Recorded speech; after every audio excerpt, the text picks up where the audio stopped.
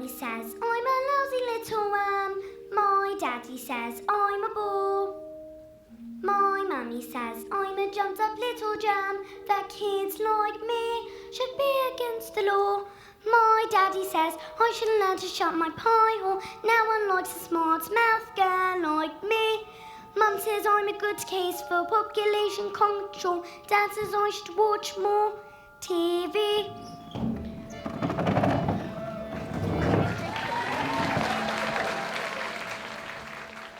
Yes, sir, that's right, sir. 155 brand new luxury cars, sir. Ah! Harry! Hang on. Look at this. She's reading a book. That's not normal for a 5-year-old. I think she might be an idiot. Listen to this. It was the best times, it was the worst of times. Stop scaring your mother with that book, boy. I'm a girl. And she keeps trying to tell me these stories, Harry. It's not normal for a girl to be all thinking. I'm going to call you straight back. I am trying to pull off the biggest business deal of my life, and I have to listen to this. What's about me? I've got a whole house to look after. Dinners don't just microwave themselves, you know. I'm off to beach my roots, and I shall be talking to you for the rest of the evening. I'm going to make us rich. How rich? Very rich. Russian businessmen. Very, very stupid. Your genius husband is going to sell them 155 old bangers as brand new luxury cars. But that's not fair. The cars will break down. What about the Russians? There, listen to the boy. I'm a gal. That does not get you anywhere, you thick-headed twit brain. All I can say is thank heavens Michael has inherited an old man's brains, eh, son? Michael. Well, I shall take the money when you earn it, and I shall spend it. But I shan't try, because of the despicable way in which you have spoken to me tonight. This is your fault, you know, with your stupid books and your stupid reading. But that's not right. You're off to school in a few days, and I know your headmistress, Agatha Trunchbull. I've told all about you. Scary woman she is. Used to compete in the Olympics, throwing the hammer. Imagine what she's going to do to a horrible little woman like you. Boy! I'm a girl. Now get to bed, you little bookworm!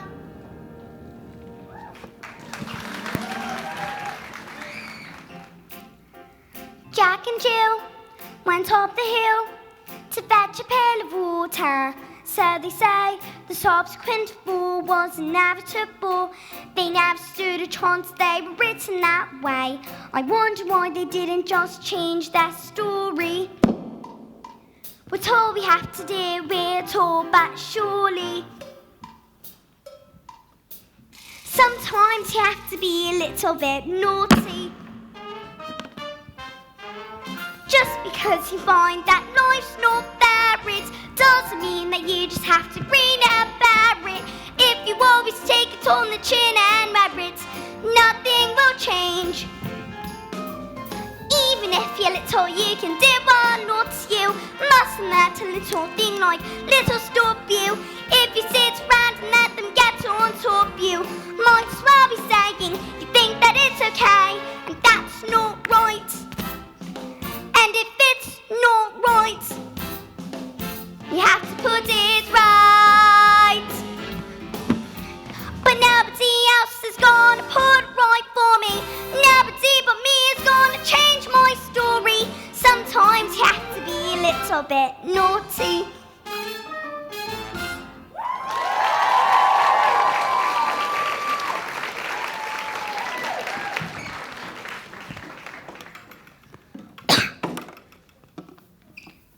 Platinum blonde hair dye, extra strong. Keep out of reach of children. Oil of violets hair tonic for men. Yep.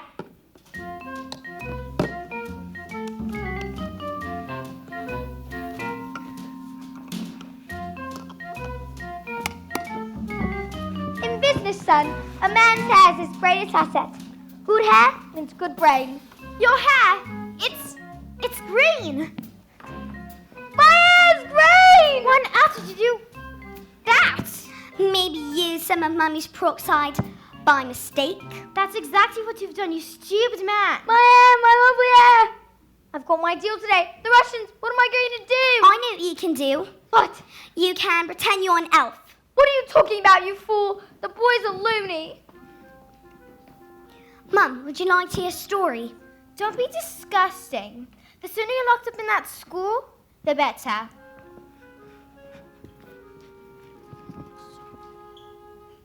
Matilda! What a pleasure it is to see you here in the library again. Yes, I mean, my mum wanted me to stay at home with her, but I think it's good for grown-ups to have their own space. Your parents must be so proud to have a girl as clever as you. And do you tell them stories like you tell me? Oh, I love your stories, Matilda. That's a hint, by the way. Once upon a time, the two greatest sax performers in the world, an escapologist and an acrobat, fell in love and got married. They performed some most incredible feats together, and people were going from miles around. Kings, queens, celebrities, and astronauts. And not to see their skill, but to also see their love for one another. Which was so deep that was said, carts would purr as they passed them, and dogs would weep with joy. They moved into a beautiful house. And although they loved each other, they were sad.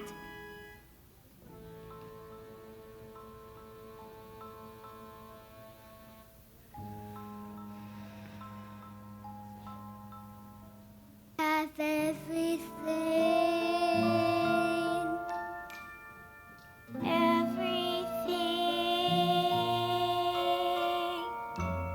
but the one thing.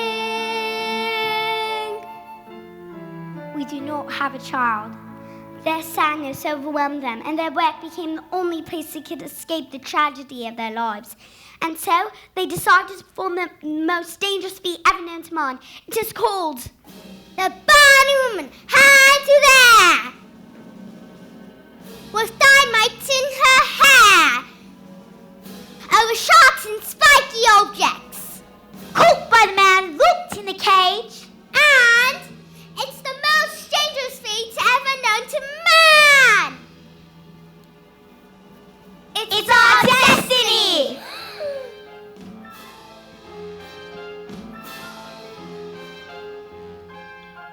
Well, what happened? I don't know. I'll tell you tomorrow. Bye, Mrs. Phelps. After your first day of school. Matilda. I can now read words. So, Matilda, you can read words. Well, I needed to learn to read words so that I could read sentences. Because basically, a sentence is just a big bunch of words together. And if you can't read sentences, you've got no chance with books. And have you read a whole book by yourself? More than one. I love books. Last week I read quite a few. A few? What books did you read? Nicholas Nickleby, Oliver Twist, Jane Eyre, The Lord of the Rings, Crime and Punishment, and The Cat in the Hat. Sing, children. 2, 3, 4. If you want to throw the hammer for your country, you have to stay inside the circle all the time. And if you want to teach success, you don't use sympathy or tenderness. You have to force the little squits to toe the line. Sing, Jenny. If you want to throw the hammer For your country, you have to stay inside the circle all the time. I apply just one simple rule to hammer throwing life and school. Life's a ball, so learn to throw it. Find the belly line and toe it, and always keep your feet inside the line. Now get out! Stupid, nasty, question-asking Russians. Oh, don't tell me we're not rich. They took one look at the mileage on the first car and said that these cars were knackered.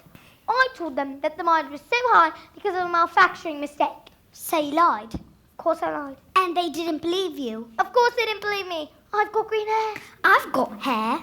And what's this? Another flaming book? What's wrong with the telly? No, it's a lovely book. Honest, you should read it. I'm sure you'd... Here's what I think of your lovely. No, it's a library book.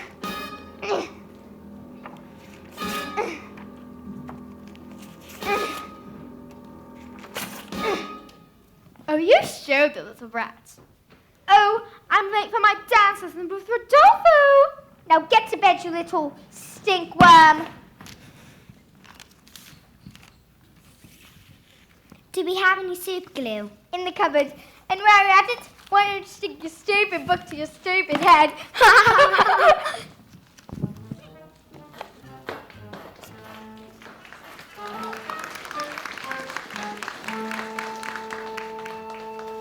Just because you find that life's not fair, it does mean that you just have to grin and bear it. If you always take it on the chin and wear it, nothing will change. Even if you're little, you can do a lot. You mustn't let a little thing like little stop you. If you sit round and let them get on top you, might as well be saying you think that it's okay, and that's not right. I've got my eye on you, boy. I'm a girl.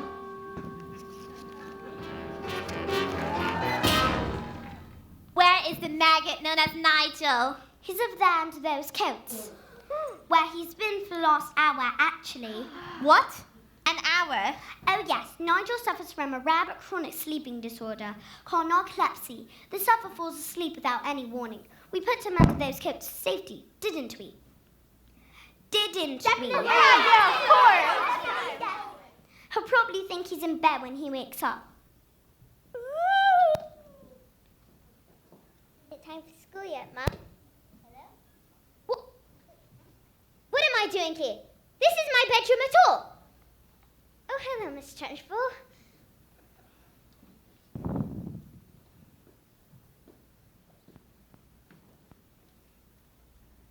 Amanda Thripp. Yes, Miss Trunchbull? What have I told you about wearing pigtails? I hate pigtails. But my mummy says it may look pretty. Then your mother is a twit.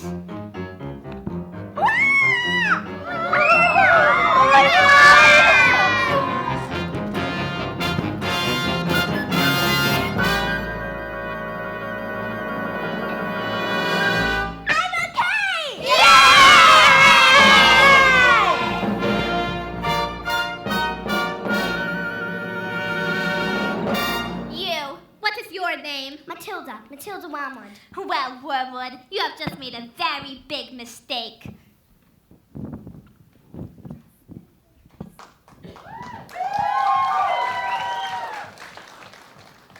Just so you all know, she's my best friend. Wow! And so the great day arrived. Everything was arranged by the acrobat sister, a frightening one who used to be an Olympic-class ham thrower and who loved nothing better but to scare the children of the town. Suddenly, out came the escapologist.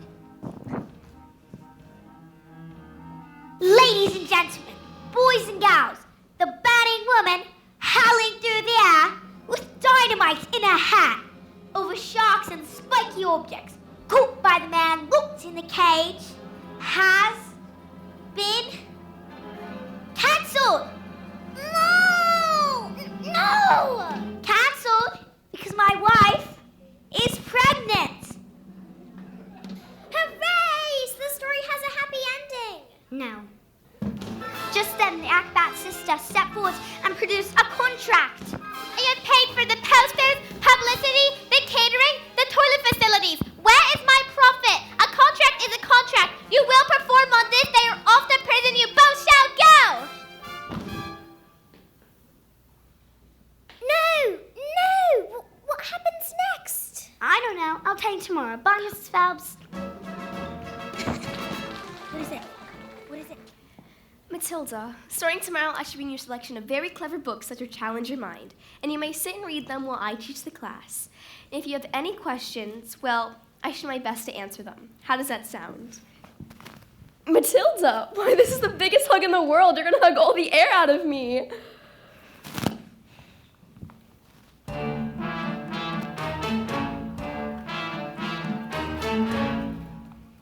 Matilda Wormwood. Where is Matilda? Yes, Miss Trunchbull? Aha! So you admit it, do you? Admit what, Miss Trunchbull? This morning, this foul carbuncle sneaked like a serpent into my kitchen and stole a slice of my private chocolate cake from my tea tray. No, I did not. Miss Trunchbull, Matilda's been here all morning. Standing up for the little spitball, are you? Well, this crime took place before school started. Therefore, she is guilty. Okay, look, I stole the chocolate cake. And honestly, I was really, definitely, almost thinking about turning up. Maybe. But I was having lots of trouble with my belly. The Trunchbull's cake was so good that I scoffed it down too quick, and I was beginning to fight back.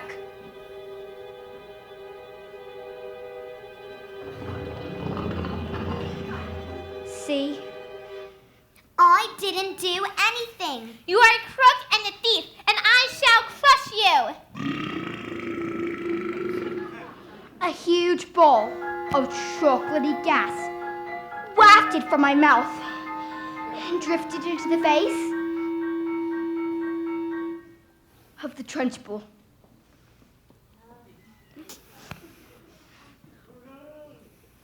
Bruce Bogtrotter, Yes, miss. you liked my cake, didn't you, Bruce? Yes, miss. And I'm very sorry, but... Oh, as long as you enjoyed the cake. That's the main thing. Is it?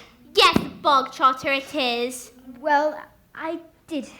Thank you. Wonderful. Marvelous. That makes me so happy. It gives me a warm glow in my lower intestine. Oh, cook!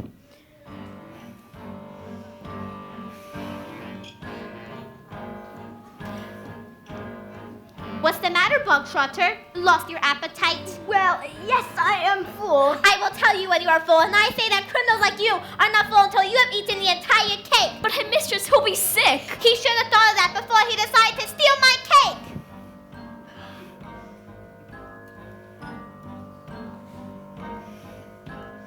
Eat. He can't. Eat. He might explode. Eat. A single slice, or even two, Bruce, might have been nice. But even you, Bruce, has to admit, between you and it, there's not a lot of difference in size. He can't. He surely can't. You are the man, Bruce. He might explode. He's quite elastic. He's fantastic. I can't watch Bruce. We'll never again be subject to abuse. When your best confused, you call a truce, Bruce. We never know you was hiding in the news. We never thought it was possible, but here it is coming true. We can have our cake and eat it too. The time has come to put that tumbly tongue to use. No excuse, Bruce. But I think you want your trousers loose. Oh, stuff it in. You're almost finished. Whatever you do, just don't give in. Don't let her win. Come on, Bruce, be our hero. Cover yourself in chocolate glory.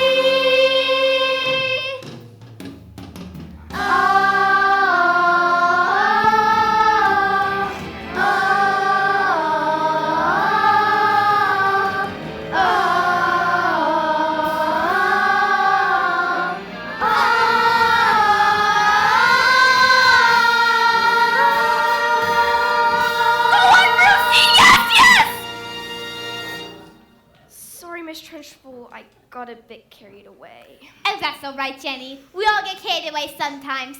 Even me. Well done, Bogtrotter. Good show. Well, come along, Bogtrotter. Headmistress, Where? you can't. Oh, did I not mention? That was the first part of your punishment. There's more. The second part. And the second part is choky. What? You can't. Did you think I would allow myself to be defeated by these maggots? Did you? Who do you think I am, Miss Honey? A weakling? An idiot? You? Anything but that. No, not that. Anything not choking. No!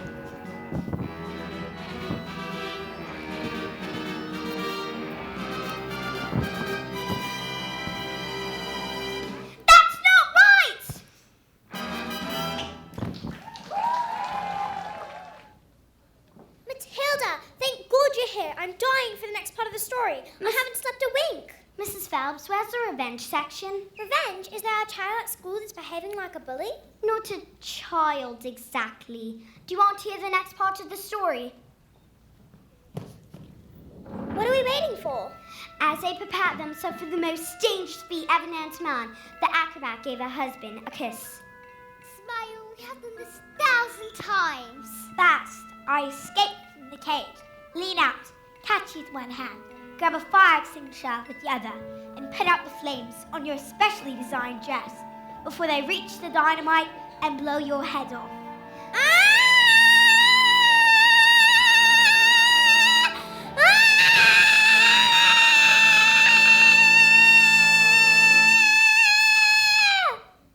Sorry, go on. The trick started well, and the moment the dress was set in line, the acrobat swung into the air. She hurled over the sharps and spiky objects.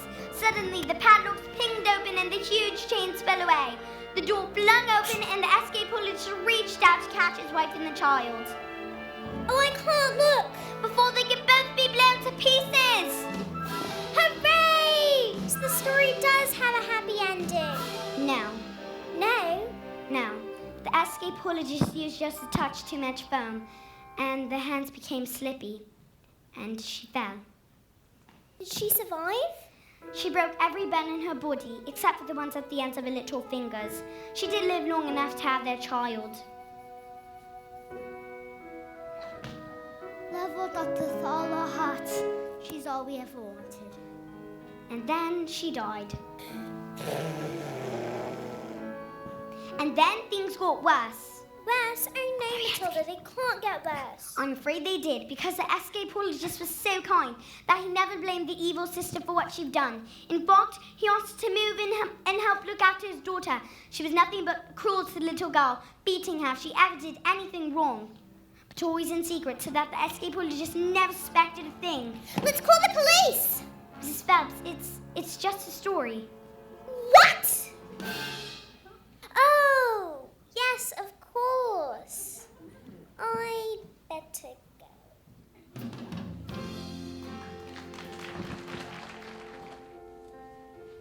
When I grow up, tall enough to reach the branches that you have to reach to climb the trees you get to climb when you're grown up. And when I grow up, I will be smart enough to answer all the questions that you need to know the answers to before you're grown up. And when I grow up, I will eat sweets every day. And I'll play with things that moms pretend that moms don't think are fun.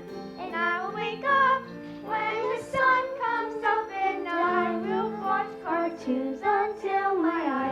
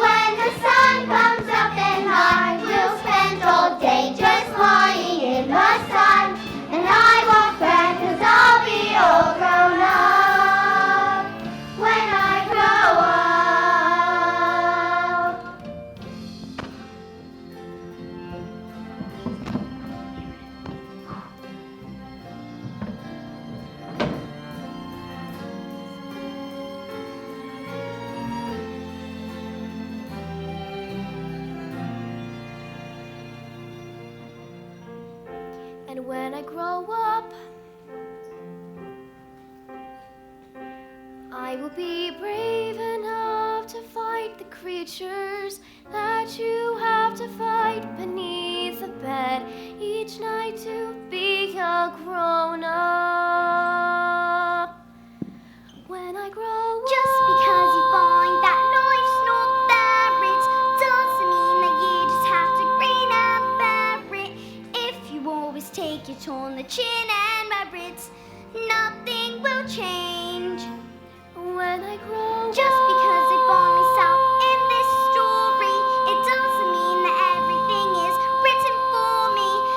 If I think the ending is fixed already, I might as well be saying I think that it's okay.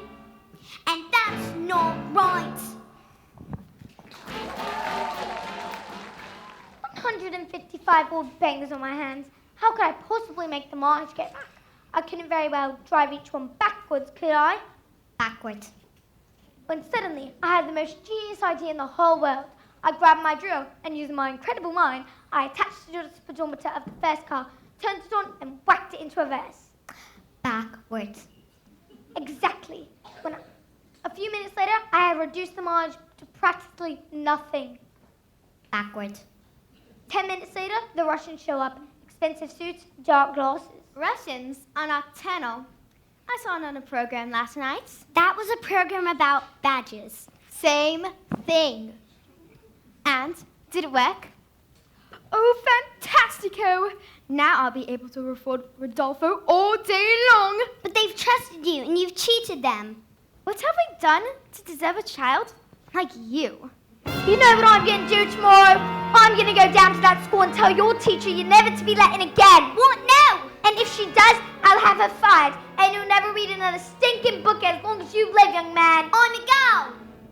Now get to your room, you nasty little creep! Backwards.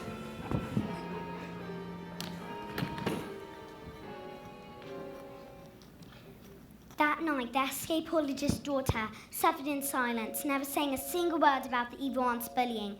This only encouraged the woman to greater cruelties, until one day she exploded. You are a useless, filthy, nasty little creep! And the aunt beat her and threw her into a dank, dark, dusty cellar, locked the door, and went out.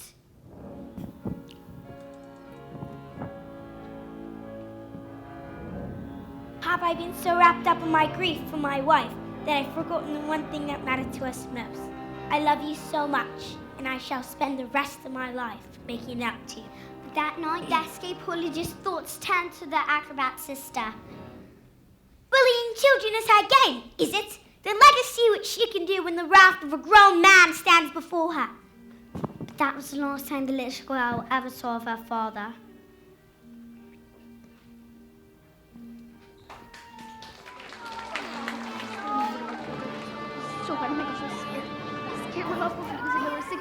This school of flutes has started ringing. Quiet, maggots, while I'm speaking. Reeking with the most disturbing scent. Only the finest nostrils smell it, but I know it don't too well. It is the odor of rebellion. It's the bouquet of dissent. The smell of rebellion comes out in a sweat. And the fizzette will get you sweating. And it won't be long before I smell the pong of aiding and abetting. A bit of fizzette will tell us who has a head full of rebellious thoughts. Hold, just like a rotten egg flows to the top of a bucket of water. Oh, if I've been charged, the stench of intent, the reek of prepubescent and protest, the funk of defiance, the odor of croup, the walk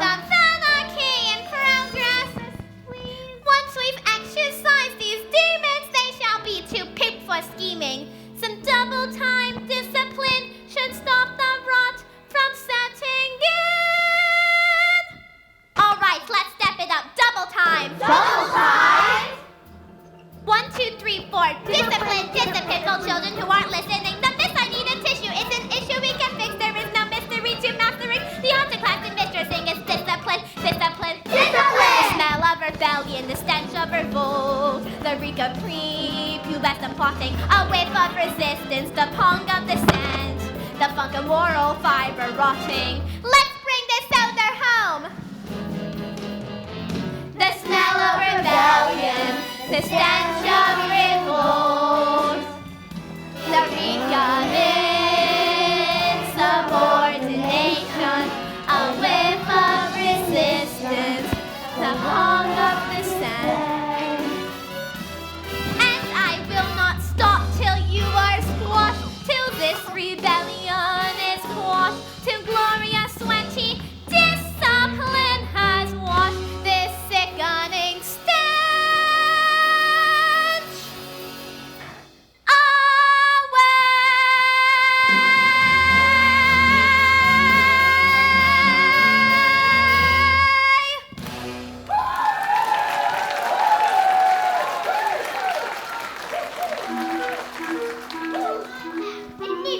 I'm gonna put the newt into Trunchbull. Quiet!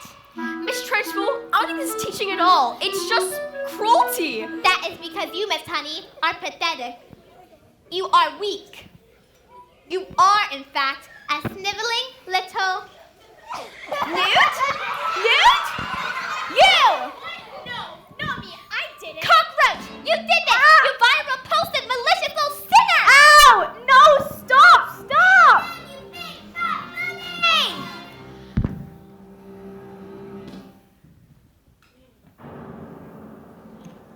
How dare you?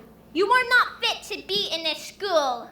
You ought to be in prison, in the deepest, dankest, darkest prison. I shall have you wheeled out, strapped to a trolley with the muzzle of your mouth. I shall... Have you ever wondered all I have about how when I say red? For example, there's no way of knowing if red means same thing in your head as red means in my head when someone says red. I'm not sure, they wonder if inside my head I'm not just a bit different from some of my friends. These answers that come into my mind are bidden, these stories delivered to me fully written. When everyone shouts like they seem to like shouting, the noise in my head is incredibly loud. I just wish they stop, my dad and my mum, and the telly and stories were still for just once. And I'm sorry I'm not quite explaining it right. This noise comes and the anger is light, and it's burning inside me with usually pain, but it isn't today. And the heat and the shouting, my heart is pounding, my eyes are burning, and suddenly everything is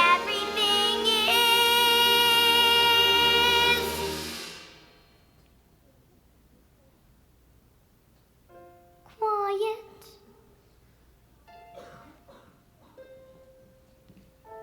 Like silence, but not really silent.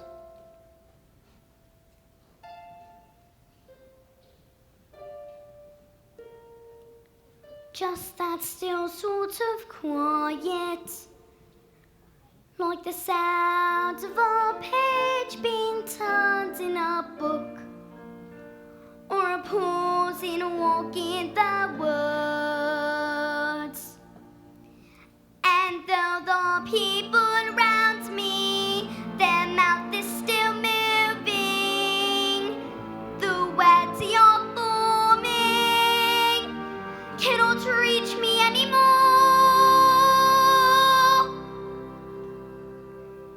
And it is quiet, and I am warm, like I've sailed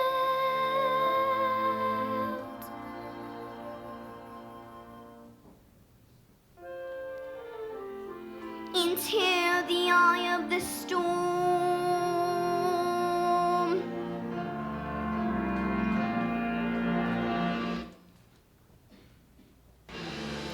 Go on, Tibova, go on, Tibova, Tibova, go on, Tibova.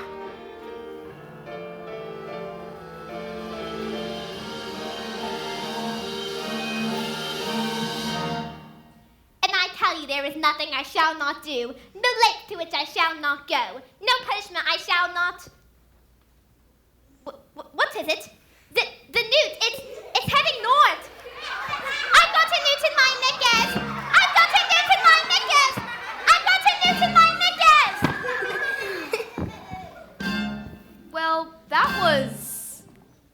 interesting. I think we all better go home while we still can.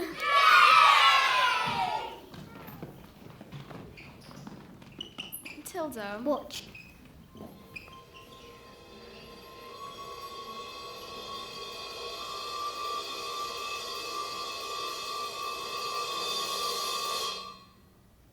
I moved it with my eyes.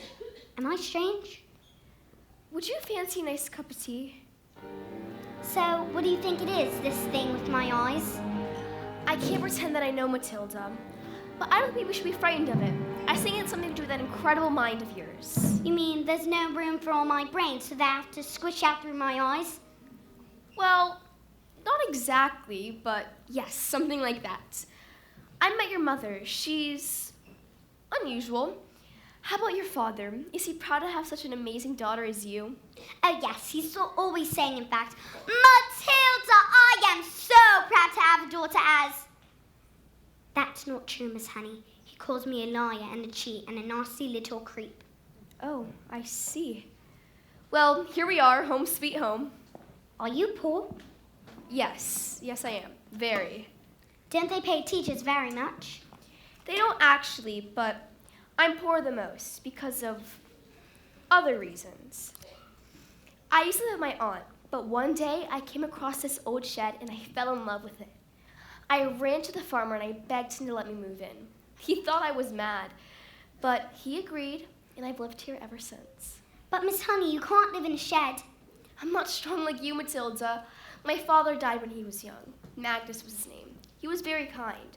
But once he was gone, my aunt became my legal guardian, and she was mean and cruel like you can hardly imagine. And once I got my job as a teacher, she presented me with a bill for looking after me for all these years. And she made me sign a contract to pay her back every single penny, and even produce a document saying that my father had given her his entire house. But did he really do that, just give her his house? I find it hard to believe, just like how he killed himself, which is what she said had happened. You think she did him in, don't you, Miss Honey? Oh, I don't know, Matilda. Let's call the police. Matilda, we can't. We don't have enough evidence. Who is she?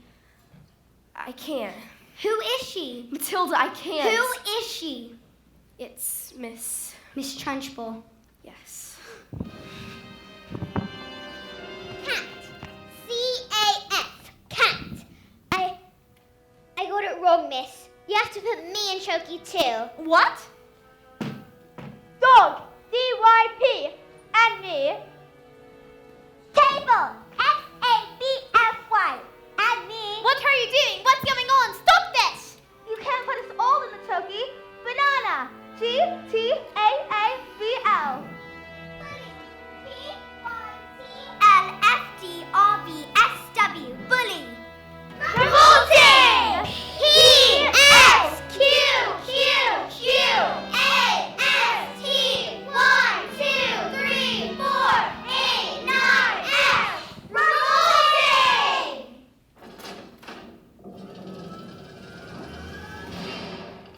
You have to put me in Choky too. You can't put us all in Choky. Come now, maggots. Did you think I hadn't thought of that? I've got Choky for each and every one of you. Look!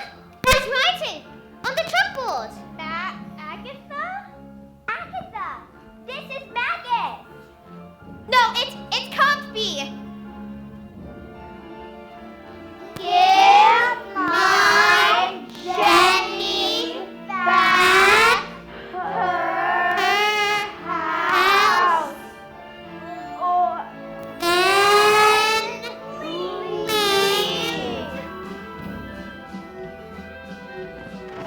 or I will get you like you got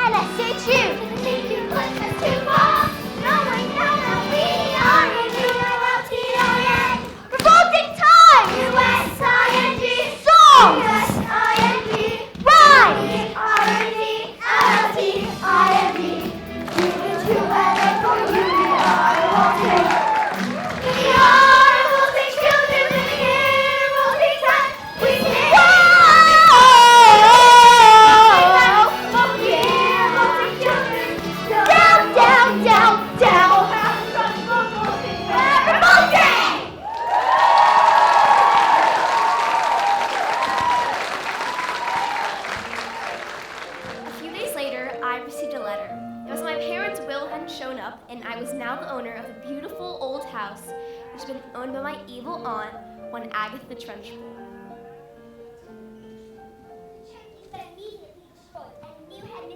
And her name was Miss Honey, and it was often said that it was the best school in all the land. After that, Matilda was never again able to move things with her eyes. She said that she didn't have a need for superpowers anymore, but she was still so her parents were mean and cruel and called her names. Don't stand there whooping! We're going to Spain forever and we're never coming back. Spain, but why? Because this twiprin sold 155 old bangers to the Russian mafia. They're here! Hide! What if they damage my legs? My beautiful legs!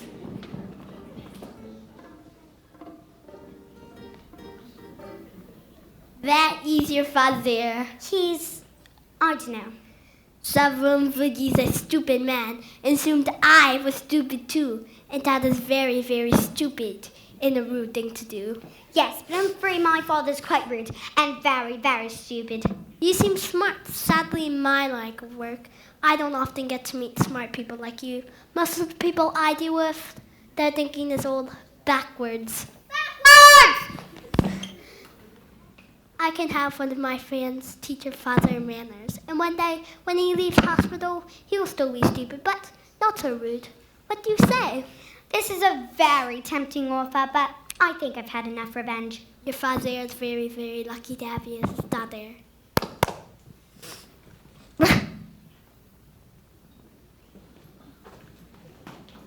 Quick, let's get out of here before they change their minds. Wait! Let Matilda stay here with me. I beg your pardon? Mr. Wormwood, I would love to take after Matilda. I would look after her with kindness and respect, and I'd pay for everything. You mean leave our daughter here with you? Dad, you called me your daughter. Do you want to stay here with Miss Honey? Yes, I do. And you want to look after her? I do. Well, we are a bit short of room, so yes.